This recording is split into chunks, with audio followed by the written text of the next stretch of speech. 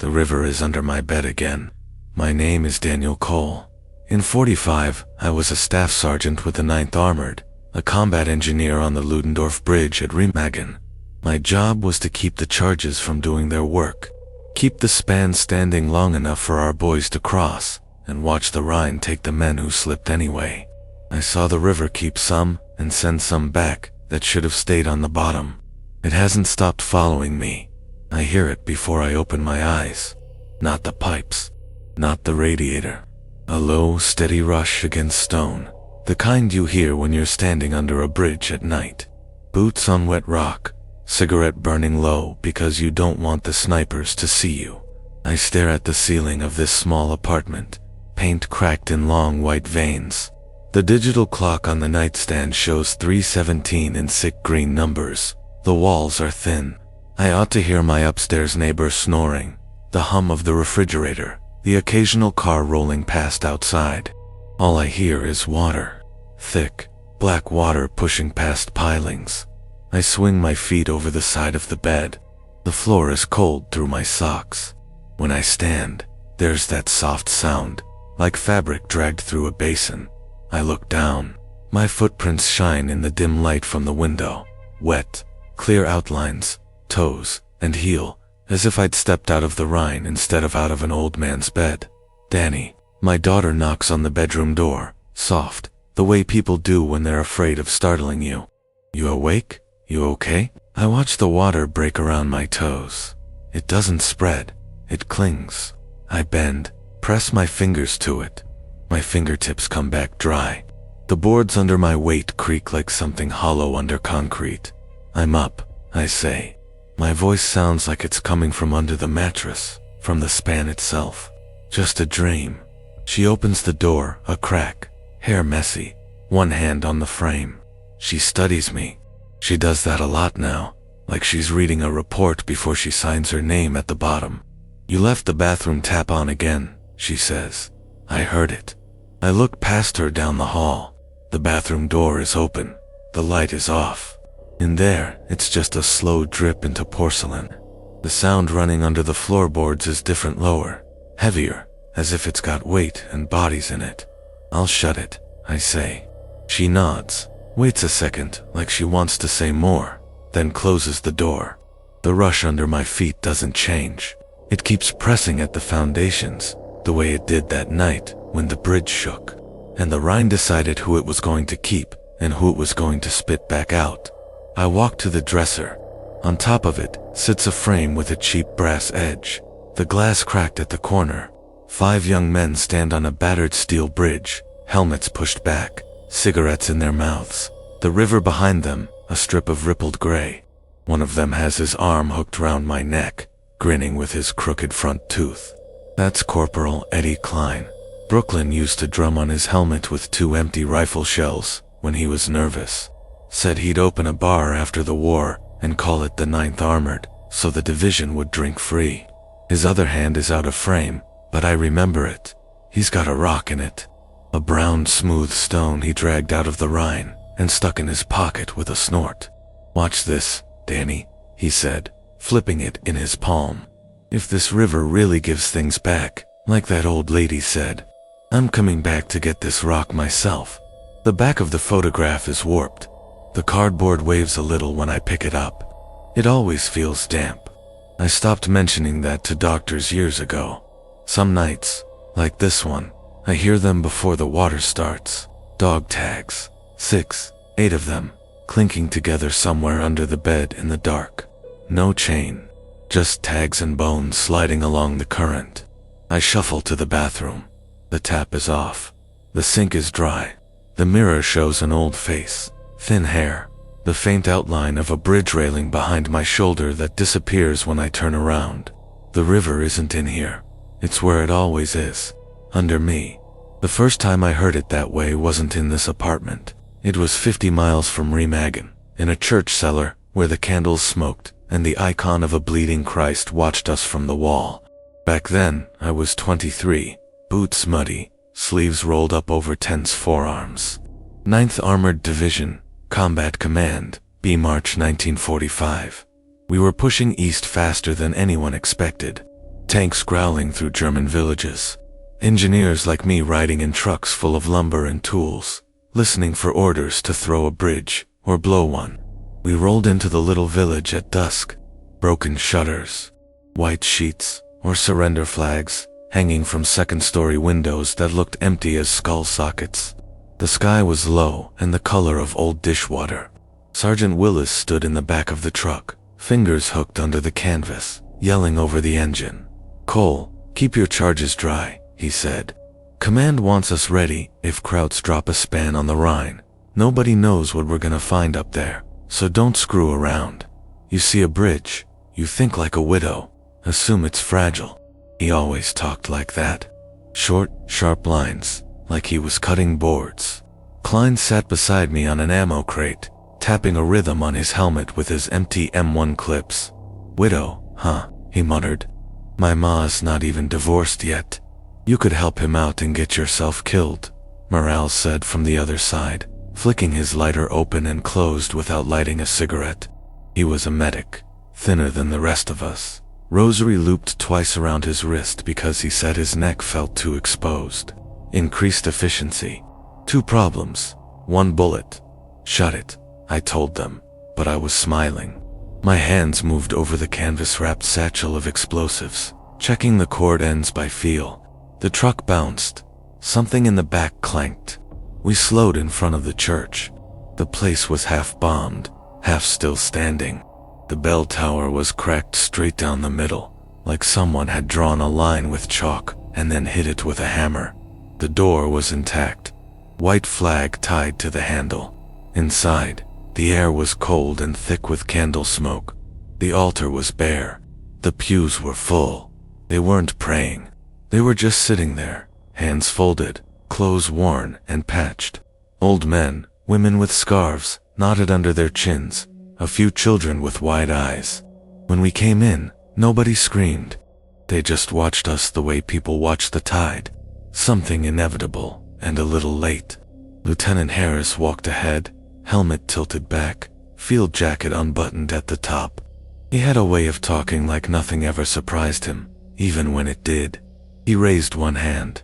"Okay, folks," he said, English slow and calm. "We're not here to hurt you. We just need to talk to whoever's in charge." A priest stood near the front, thin, with a patchy gray beard.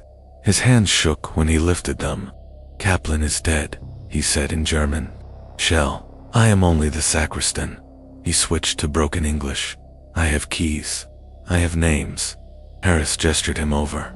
I caught the eye of an old woman near the aisle. Her hair was white, braided, and pinned tight. She had a shawl wrapped around her shoulders, hands clutching it so hard the knuckles were the same color as the cloth. She stared at my boots. Mud flaked off onto the stone floor in little clumps. "You go to the river," she said suddenly, in German that even I could pick apart from basic phrases. "You go to the Rhine, lady. We go where they tell us," Klein muttered. He didn't understand a word, but he knew the name of the river. Everybody did. She looked up at me then. Her eyes were pale blue, almost cloudy. She pointed one thin finger at my chest. "Vater Rhine nimmt, was ihm gehört," she said. "Father Rhine takes what belongs to him, but he returns the others, even if they do not want to come back." Morales shifted beside me. "What's she saying?" he asked. I wiped my palm on my trouser leg. The stone under my boots felt damp. "She says the river keeps what's his," I said. "Sends back the rest." Klein snorted, tapped his helmet faster. "Hell of a recycling program." The sacristan led Harris toward the cellar stairs at the side of the altar. Harris waved at me. "Cole, with me," he said. "Engineers downstairs. I want to know if there's any surprise waiting in the foundations." We followed him into the narrow stairwell. The air changed halfway down, got colder, wetter. The sound changed too. Upstairs you heard whispers, the crackle of candles, a baby making thin noises in someone's arms. Below, I heard water. It wasn't loud. It was a slow, heavy wash, like something big and patient, moving in its sleep. The cellar was low, walls arched overhead, damp bricks, slick with something that wasn't just age. On one side, cases of wine and boxes of documents. On the other, a small opening in the wall, half blocked with stones. Harris aimed his flashlight beam at it. The light slid over dark rock and vanished into black. "What's that?" he asked. The sacristan crossed himself. "The spring," he said. "It feeds the font. It goes under the village, to the river." When the light hit the crack just right, I saw it. Water, slow and black, squeezing through, leaving the stones wet. The sound came from there. A heartbeat under rock. "Any way to get in there?" Harris asked. "Not unless you are a rat," the sacristan said. Something pale moved in the water, just for a second, like fabric, like a sleeve. I stepped closer. The stones at my feet were slick. The air smelled of old coins and limestone. "Cole," Harris said quietly, "if the Krauts wired something through here, you careful. This kind of access is exactly how they like to get under us." I nodded, but I was watching that dark slit, listening. Every time the water surged, I heard something else riding on it. A faint metallic clink, like tags on a chain. We moved on from that village at dawn. Orders came down fast and hard. We were going to Remagen. There was talk in the company street that the bridge over the Rhine there was still standing. The Ludendorff. Nobody quite believed it. The Germans were supposed to blow every crossing to slow us down. We rolled east in a long column. Tanks, half-tracks, trucks, jeeps.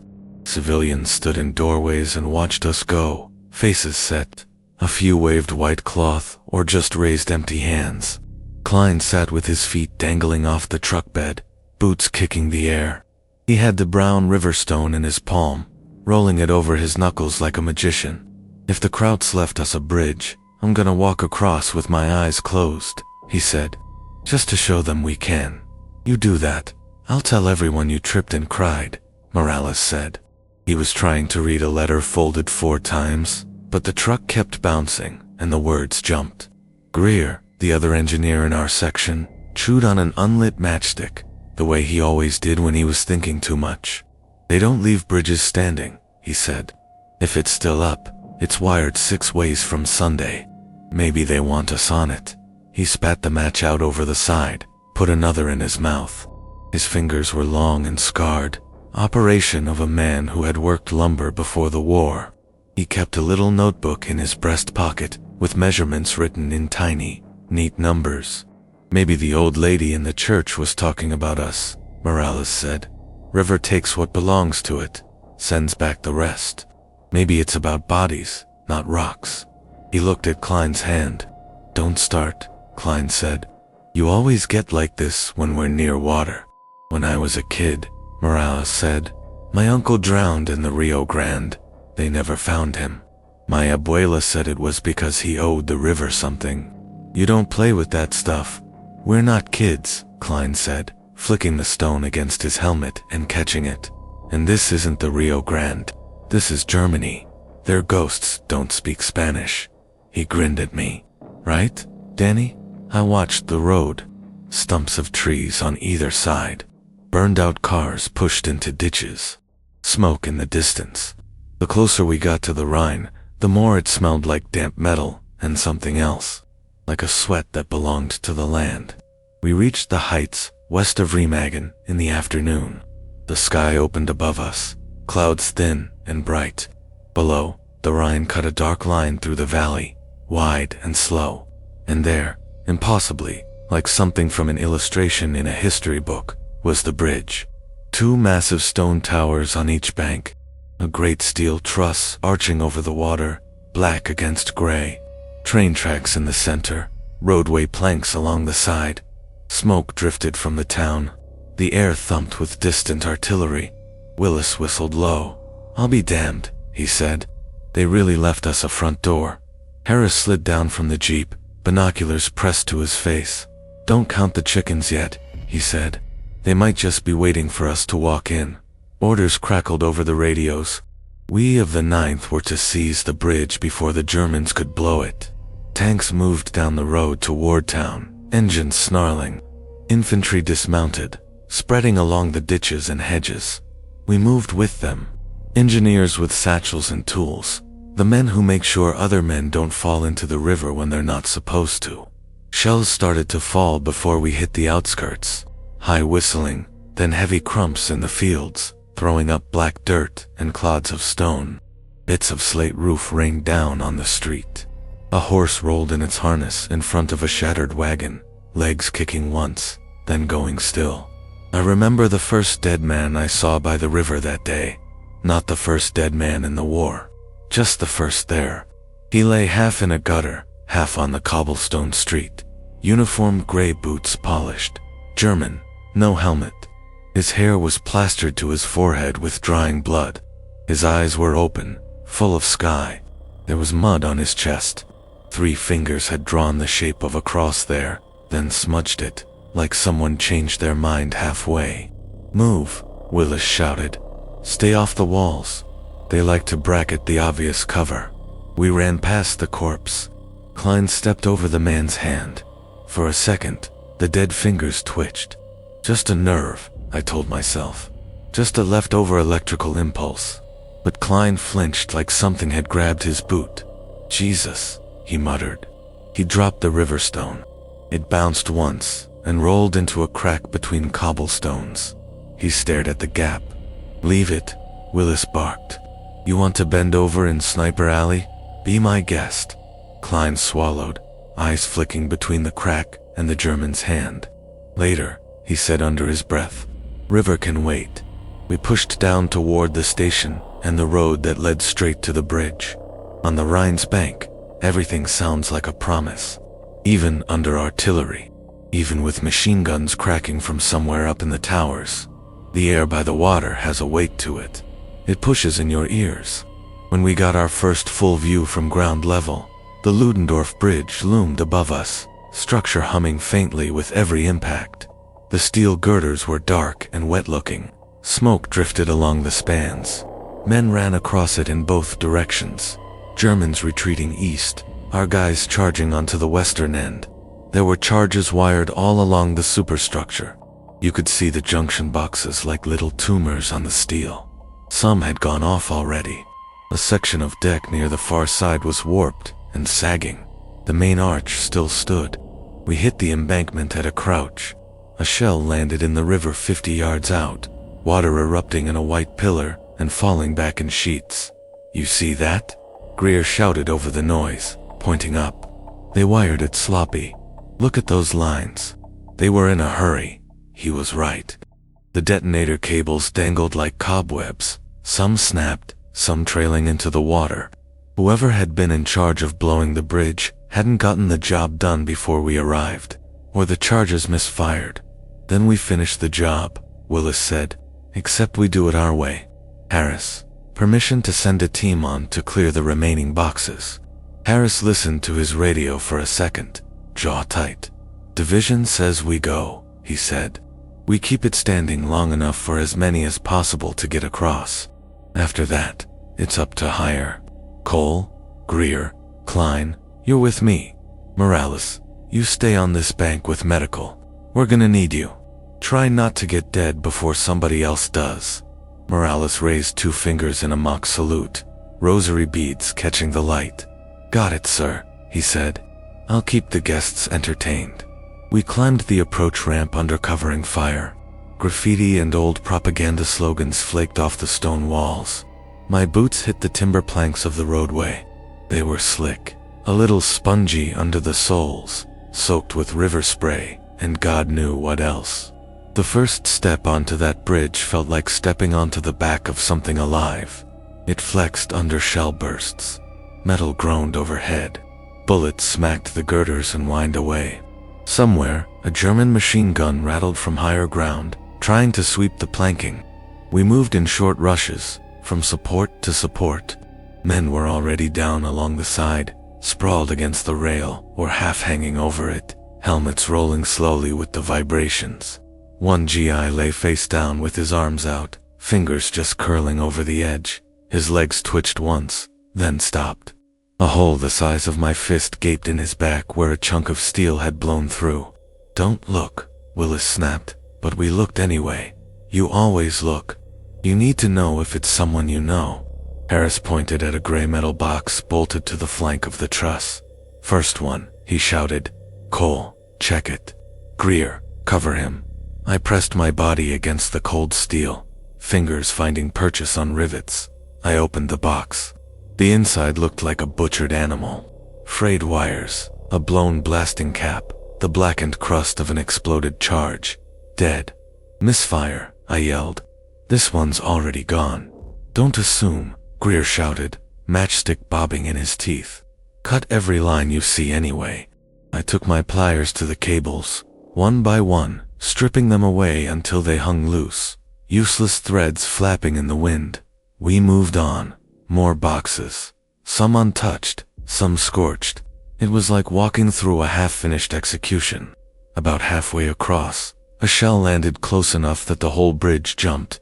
I heard the shriek before the blast and threw myself flat. The air got knocked out of me. Splinters and bits of metal rained down like hail. Someone screamed behind me.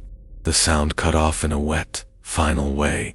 When I pushed myself up, spitting dust, I saw him. A private I'd seen earlier that morning at the trucks, joking about how this would all be over by Easter. I didn't know his name. His helmet was gone. His face was turned toward the river. Both his legs were gone at the knees, white bone and red meat. The rest of him hung over the rail, torso slowly sliding. Our eyes met. They were clear, shocked, as if he'd just realized someone moved his chair. Help, he croaked. I lunged. My fingers brushed his sleeve, slick with blood. The bridge shuddered again. The planks under him shook. He went over. His body fell in a slow, wrong way. For a second he seemed to float, arms spread like he was going to fly. Then he vanished below the level of the railing. We crowded the edge, peering down between metal uprights. The water far below was a churning slate surface, flecked with the white thrown up by shell impacts and falling debris. The current pulled everything east. Boards, crates, pieces of who knew what. His body surfaced a few seconds later, closer to the far bank, turning slowly in place. The river took him, carrying him downstream, out of our sight. I started to turn away. Wait, Greer said sharply. Look. Farther back, directly beneath the center of the bridge, something else broke the surface. A body. Same uniform, same missing legs, same face turned up toward us, mouth open. But it was in the wrong place. The current was running one way. This thing was where it shouldn't be, like it had come up through the bottom, instead of drifting along. It spun once, as if looking around, then the water folded over it. The sound of the river rose up through the steel, a low chuckle against the stone piers. Eddie, Willis said. Weird currents. Forget it. Move. His voice was too flat. Yeah, Klein muttered. He had one hand pressed to his chest, feeling his tags. The other reached for something that wasn't in his pocket anymore. The stone was gone. Just water doing tricks. We pushed on. German artillery shifted. The shells started bracketing the bridge itself, walking their way across. Every few minutes one hit close enough that the whole structure rang like a bell, steel singing in protest. We got to the far towers, big black stone arches, pocked and chipped. Germans streamed past us in ones and twos, hands above their heads. Some still carried rifles but held them by the barrel, stocks forward in surrender. Their faces were gray, eyes hollow. One young soldier, maybe 17, hair barely sprouting under his helmet, stumbled and bumped into me. His hands shook. Don't shoot, he babbled in German. Bit. I didn't blow it. They said we must blow it. We tried. It didn't go. The river doesn't want it gone. His breath smelled of bread and fear. Get moving, Harris snapped, waving him toward the rear. POW collection points that way. The boy stared at me as he passed. It sends them back, he said in a rush. The men, my cousin fell in last week. They found him at the foot of the towers. His boots were dry. Then he was gone, swept into the flow of prisoners. We spent the rest of the day and half the night clearing remaining charges, shoring up weak points, marking damage. Tanks, and trucks kept coming, rumbling over planks that trembled under the weight. The bridge groaned. The river muttered. Every time we cut a cable, I heard a faint metallic sound under our feet. Tags. It was always tags. By midnight, the attacks shifted. Flak guns barked along the banks. Somebody shouted about incoming planes. We watched tracers arc up into the dark, red and green beads stitching the sky. I stood near the midspan, bolt cutters hanging from my hand, when the siren started its low wail from the east bank. Luftwaffe, someone yelled. Take cover. There's nowhere to really take cover on a bridge. You hug, steal, and hope. I pressed myself against a vertical, cheek-scraping rust. Eyes slit. Engines whined overhead. Bombs whistled. One hit the far bank, sending up a tower of flame and dirt. Another plunged straight into the river, sending a plume of water skyward, drenching everything. Men screamed, some from shrapnel, some from the shock of being hit with that much cold at once. I squinted through the downpour. For a moment, in the spray beneath us, I saw shapes. Men walking along the riverbed, shoulders hunched, heads bowed. Not swimming, walking. Their helmets drifted around them like bubbles. Then the water fell back and there was nothing but black. You see that? Klein gasped beside me, eyes wide, helmet askew. See what? Willis barked. He hadn't raised his head. Nothing, Klein said quickly. Nothing, just tired. He drummed on his helmet with his knuckles now, not with shells. When the raids eased off, we were soaked, shaking with fatigue and adrenaline. The bridge still stood. Command said we'd done it. We'd forced a crossing the Germans hadn't expected to lose. They started calling it a miracle. We slept in shifts in the shadow of the towers. Men snored on cold stone while others stood watch, eyes on the water, rifles resting on the rail. I woke in the gray hour before dawn. The bridge was quieter. The artillery had moved on, hitting other towns. The only constant sound was the river. I stood alone by the rail, breath clouding in the air. The water was a thick, dark mass below, moving with slow authority. Bits of debris floated past, a crate, part of a tree, something else, a helmet. It bobbed, dipped, and then knocked against the base of the tower, tapping the stone like a knuckle. It stayed there a moment, then slid away, only to drift back, pushed by some hidden swirl. I watched it, arms folded. Something pale touched the edge of the helmet from below. Fingers, 5 of them, reaching up, nails blue-white in the dim. They closed around the rim. The helmet stopped moving. A face rose next, eyes open, mouth full of black water. It was the private who'd gone over the rail, the one who'd lost his legs. Only now his legs were there, dangling beneath him, boots planted on nothing. Water streamed from his uniform. His dog tags floated up around his neck, then sank again. He looked at me. The distance was too great for an expression, but I felt it. Recognition, accusation, something. Then, without a ripple, he was gone. Not dragged under, not pulled by current, just gone. The helmet remained. It bumped the stone again, soft as a hand at a door. Danny, I jerked. Klein stood at my shoulder, eyes shadowed. You see that? He whispered. I looked back down. The helmet was in a different place, closer to us now, nudging the support, tags clinking faintly inside it. I see it, I said.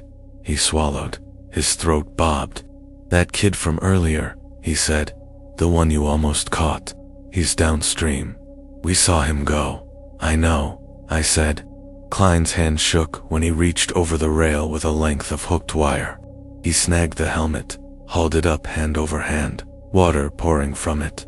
The tags inside clinked and flashed in the weak light. He set it on the planks between us. It was a German helmet. Inside, instead of one set of tags, there were 3. American, German, another German. Morales came up then, rubbing his eyes, aid bag slung over one shoulder. What are you 2 idiots doing? He yawned. Fishing. He saw the helmet. His mouth snapped shut. Those from the same guy. he asked.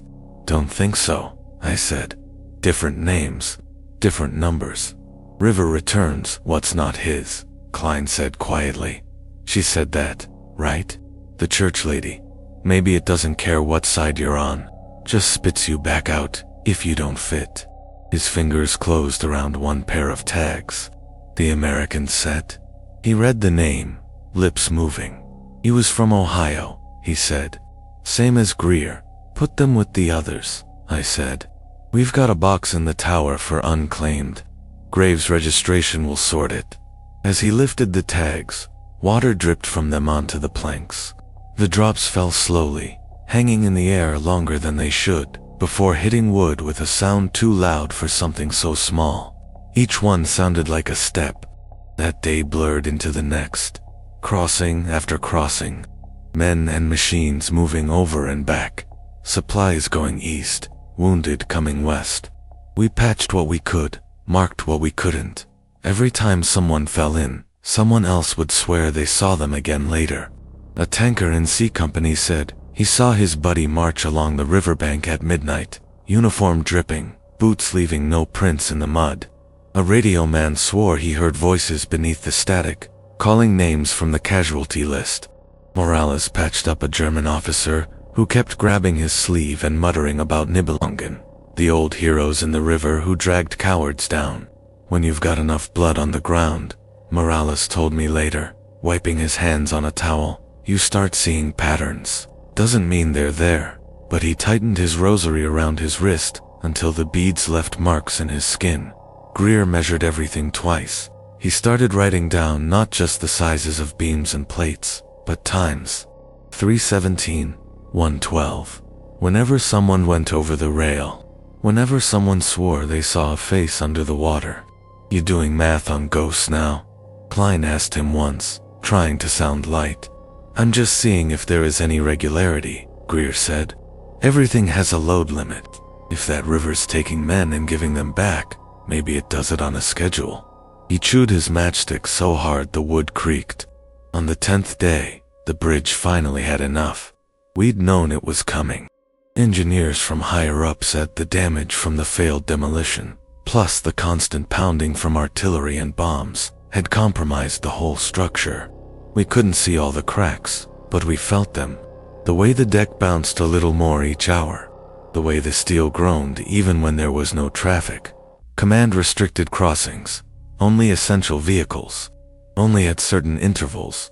Men still went back and forth on foot because there was no other way that didn't involve building an entire new bridge under fire. I was in the West Tower, checking a stress fracture in the stone, when the sound changed. It started as a low pop, like a board snapping under weight, then a deeper crack, rolling along the deck like thunder. I ran out onto the approach. A column of men was midway across. Some were carrying stretchers. The river below looked calm in that slow, heavy way that makes you trust it more than you should. The center of the bridge sagged. Run! Someone screamed. Move! Move! The sag became a dip. Steel supports buckled. One of the main arches twisted like a spine breaking. Men scrambled, boots slipping. Some went to their knees. Some just froze and stared. The central span gave way. It fell in a rush, taking deck, rails, men, everything. For a second, the whole mass hung in the air like a sheet being shaken out. Then it collapsed into the river with a roar that drowned out every gun, every shout. Water surged up in a great dirty wall. When it fell, boaties bobbed amid the wreckage. Some thrashed, some didn't. I saw one man clinging to a beam, legs kicking. The current tore him free. He spun, hands clawing at nothing, mouth open. A second later, he went under. The river writhed like something pleased. We threw ropes. We shouted. Some were pulled out. Most weren't. Klein stood beside me, knuckles white on the rail. We can't get them all, I said. My own voice sounded distant. He shook his head, eyes locked on the water. It's not about getting them, he said. It's about who the river keeps. Hours later, when the chaos eased and the screaming thinned, we walked along what remained of the west span. The air stank of wet steel, oil, and blood. At the foot of the tower, the river gently nudged something against the stone. A body, face down, arms stretched out, fingers scraping at the rock. Uniform soaked, but not bloated, as if he'd only just gone in. Boots still laced tight, helmet gone. We hauled him out with a hook and rope. When we rolled him over, water streamed from his mouth and nose. It was the same man I'd watched go under earlier. Same tear in his sleeve, same patch on his shoulder. His watch was still ticking. How long? Greer asked, his voice rough. How long was he gone?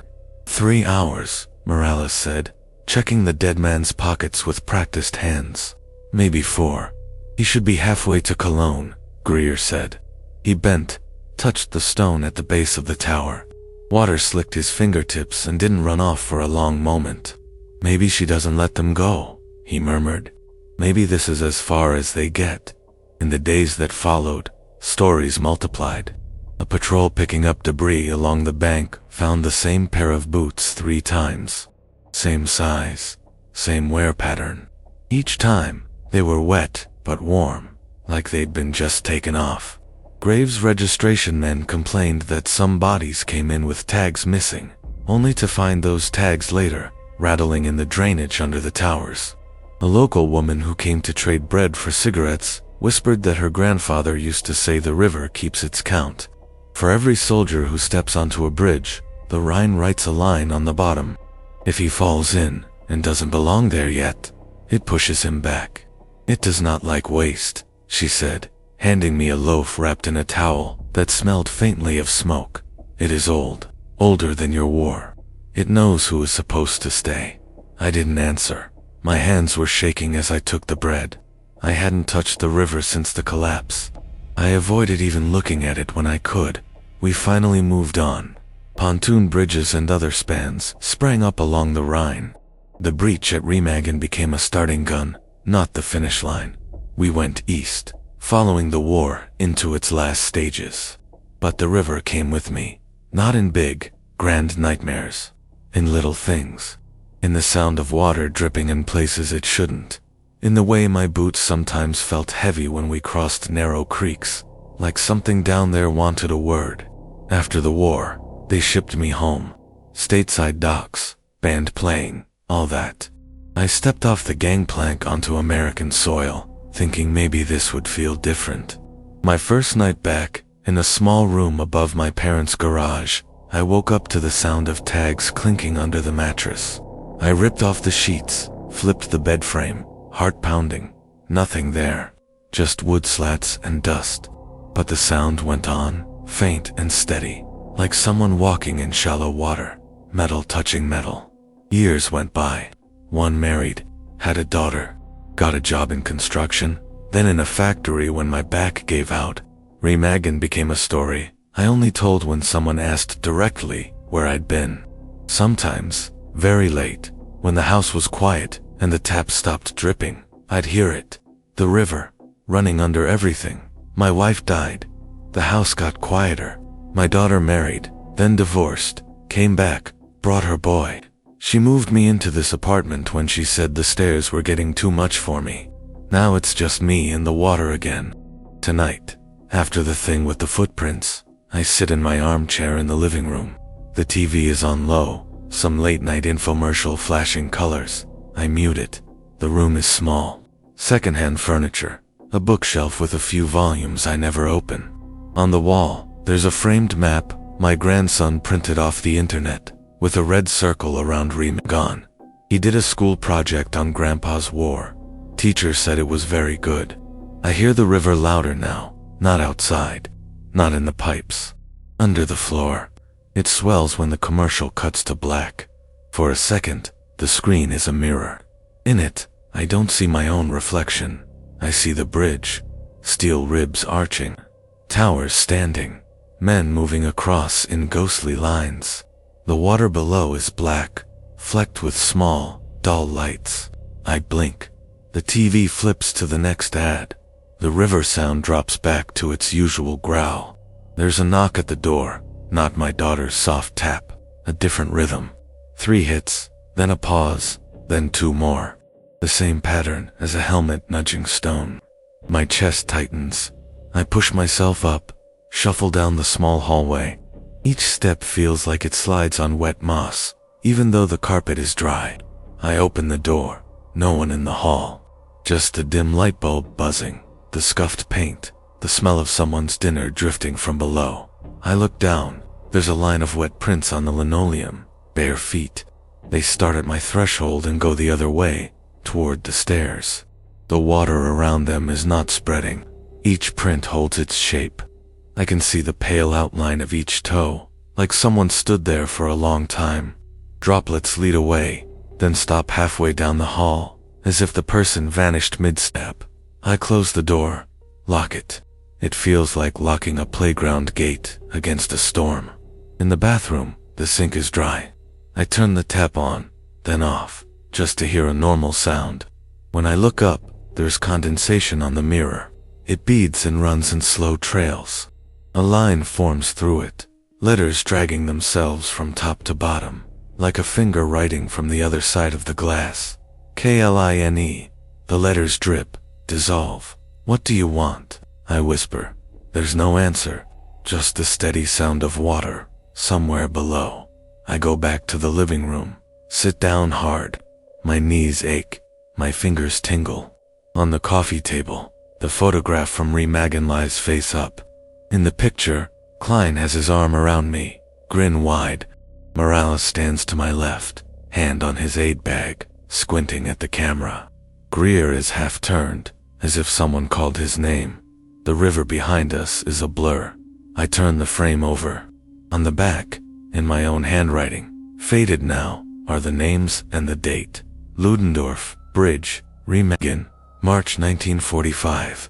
Below that, in a different color of ink, someone has added a line. The letters are thinner, more cramped. It says, "Count again." I didn't write that. The air in the room changes. The dry radiator smell fades. It's replaced by something heavy and damp. Stone, algae, wet leather.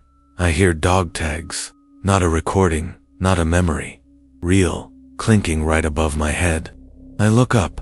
The ceiling bulges slightly, plaster swelling between the joists, as if something is pressing from above. A line of water appears, running down the center of the room, then dripping, steady, onto the table. One drop hits the glass of the frame.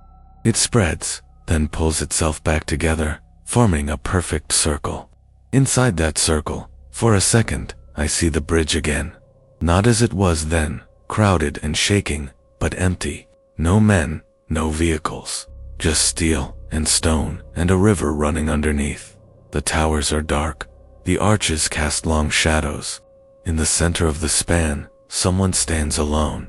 He is in uniform, helmet low over his eyes, rifle slung. His boots are leaving wet prints on the planks even though the air around him is dry. He turns slowly, faces me.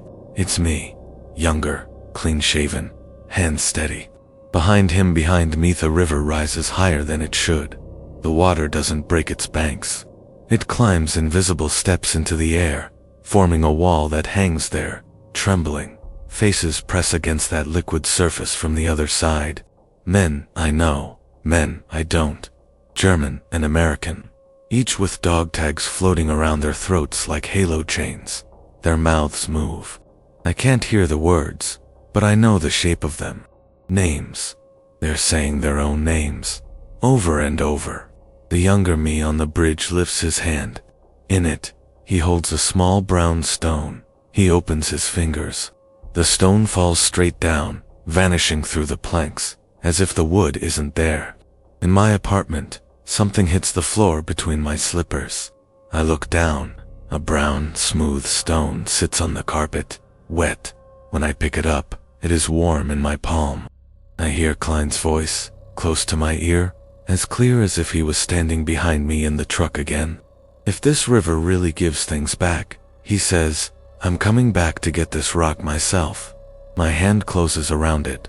Water runs over my knuckles and drips onto my trousers. The stone doesn't get dry. The bathroom tap starts running on its own. I don't move. I listen. The water in there isn't hitting porcelain. It's hitting something deeper. Steps, planks, helmets. For a moment, the flowing sound patterns into something like words. Not English, not German. Just a rhythm I remember from boots on wet wood. I know what the river wants. It isn't my apology. It isn't my memory. It's the count. It wants me to stand there again, pencil on a clipboard, writing down who went over and who came back, making sure the numbers match. I push myself up, legs trembling, and shuffle back down the hallway. The bathroom light is off. The sound of water is loud. I flip the switch. The sink is bone dry. The tap is closed. The mirror is clear, but the tub is full. The stopper isn't in. The drain is open. The water in the tub should be long gone. Instead, it sits there dark, with a slow current running from the faucet end to the drain end, like a miniature river. Little ripples form where it touches the porcelain. Dog tags float on the surface. 3 sets.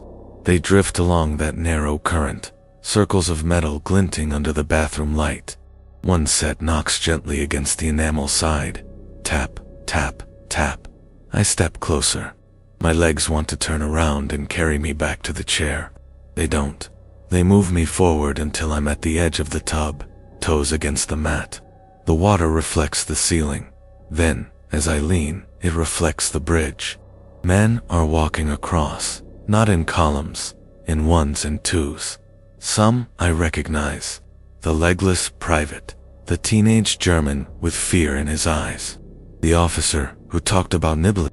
Morales' rosary wrapped so tight around his wrist it cuts grooves. Greer is there too, notebook in his hand, pencil moving fast as he writes in the margins of the air. And Klein. He walks with his helmet pushed back, crooked tooth showing. His boots leave wet prints that don't dry. He gets to the center of the span, stops, and looks up at me. "Danny," he says. I hear him, not in my head, in the tiled room. His voice comes from the tub, and from someplace deeper at the same time. "I'm here," I say. He lifts his hand. "It's empty. You dropped this," he says. The stone in my grip pulses once, like a heartbeat. The water in the tub rises to meet it, bulging up over the rim without spilling. "If you don't count us right," he says, "we have to keep walking." My throat is dry. I look down at the tags in the water. The names are worn, letters blurred, but I can still make some out. 1 is mine. The metal circle with my name on it slides along the tiny current, taps the porcelain, then drifts back. It glints, catching the light, flashing my serial number. "I didn't fall," I say. "I never went in." Klein shrugs. Water runs off his shoulders like a coat. "River doesn't care," he says. "It just knows who crossed." He holds his hand out, palm up. I could drop the stone into it, hand it back. Maybe that's all it wants. Maybe the river will be satisfied and the knocking will stop and the water will go where it belongs. My fingers don't open. "Why now?" I ask. He tilts his head, as if listening to something behind him. "Because you're almost on the other side," he says. "And the bridge doesn't like unfinished work." The tub water climbs higher. It curls over the edge in a thin sheet, running down the outside like the river over the base of a pier. It reaches my slippers, soaks my socks, climbs my ankles. It's cold and warm at the same time, like water that has been underground for a long time and just came back to the light. Dog tags bump against my shins. 1 wraps around my ankle, chain tightening, letters pressing into my skin. In the hallway, the framed map vibrates on the wall. I hear it, a faint rattle like a helmet on stone. Behind me, my grandson's bedroom door is half open. He's staying over tonight. His breathing is soft and even. He doesn't wake up when the light flickers. I look back at the tub. The river in it is deeper now than the porcelain could possibly hold. The bottom is far away, dark. I can see the outline of the bridge's towers down there, stone shapes against black. The water pulls at me. Not hard, just insistent, like a hand on your sleeve. "Come on, Danny," Klein says. "Count us." That's all. I know if I step in, I won't come back out of this bathroom. Not the way my daughter expects to find me in the morning. But I also know something else. If I turn away, if I let the stone sit in my palm and pretend this isn't happening, the water won't stay in the tub. It will find my grandson. It will find every pipe and drain in this building. It will keep returning the wrong people until someone admits the tally. The river returns every soldier who fell in. It doesn't say where it has to return them. My hand opens. The stone drops. It hits the surface without a splash. The water folds around it. The current changes. It runs the other way now, from drain end to faucet end, climbing instead of falling. The dog tags slide with it, chains vibrating like struck strings. Klein reaches up from the reflection, catches the stone. He closes his fingers, nods once. "About time," he says. Behind him, the line of men on the bridge slows. They turn, one by one, faces lifting toward the surface. Their boots stop leaving prints. The water around them deepens, rising over their ankles, their knees, their waists. They start to sink, not fighting it, just letting the river take them where it wanted them in the first place. Each one raises a hand as they go. A little salute, a wave, a finger pointing down. Greer lifts his notebook, shows me the last line he wrote. 0. He tears the page out, drops it. The paper dissolves before it hits the water. Morales touches his rosary, presses 2 fingers to his brow, his chest, his shoulders. He smiles, a tired little smile at me, as the river closes over his head. The legless private stands on invisible ground until the water covers him. For once he doesn't fall. Klein is the last. "Try not to drop anything else," he says. We don't like climbing back up. He steps backward. The water folds over him. The bridge behind him dissolves into dark. The tub is normal again, half full. Water circling the drain with a small, ordinary sound. No tags, no faces. Just a faint ring of residue around the porcelain, like it's been a while since somebody scrubbed it. My feet are dry. My socks are dry. The floor mat is dry. I stand there, hands shaking, staring at nothing until my knees start to protest. Then I reach down and pull the plug the rest of the way. The last of the water gurgles away. As it goes, I hear something faint and far, like voices in another room. They're not calling my name anymore. The apartment is quiet. In the living room, the photograph lies on the table.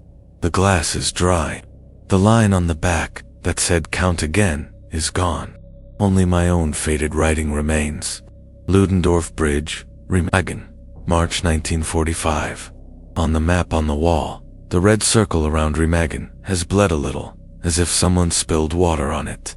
The ink runs, forming a thin, crooked line along the Rhine's printed course. I sit back in my chair. My heart is still beating, slower now.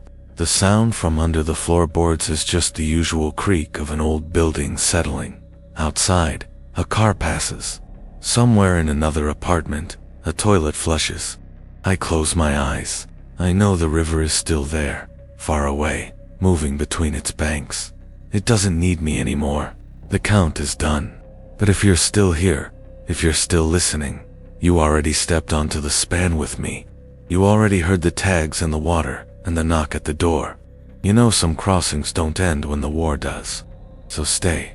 There are other bridges, other rivers, other stories that keep coming back, no matter how many times they go under.